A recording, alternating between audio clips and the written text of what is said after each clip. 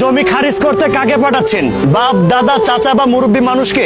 একটাবার নিজে জান না, কারণ তারা তো জানেই যে সেখানে এত এত টাকা লাগে। তারা তো আর জানে না, তারা তো আর আপনার মতো শিক্ষিত না, তারা তো আর জানে না যে সরকারি নিয়মে 1170 টাকার বেশি জমি খারিজের জন্য নেওয়ার নিয়ম নাই।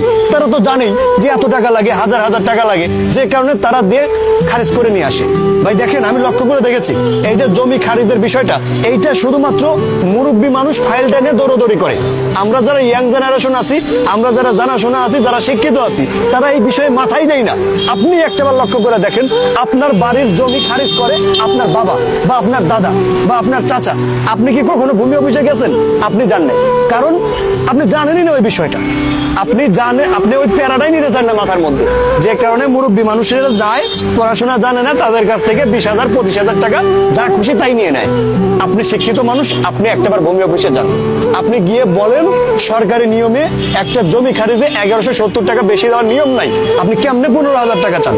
এইটা গিয়ে ধৈর্য বসেন না ভাই, এই দেশটা সুন্দর করেন না ভাই, এই দেশটা পরিষ্কার পরিচ্ছন্ন করেন না ভাই। আসেন না আমরা সকলে মিলে একত্রবদ্ধ হই, আমরা সকলে মিলে বিষয়টার আগে নাড়া দিই। আমরা সকলে যারা ইয়াং জেনারেশন আছি, যারা শিক্ষিত আছি, যারা এই বিষয়টা জানাশোনা, তারা আমরা সবাই ভূমি অফিসে যাওয়া শুরু করি। বাপ দাদা চাচা মুরব্বী মানুষকে দেওয়া আমরা বন্ধ করি, এই দায়িত্বটা আমাদের নিজে কাঁধে নেই।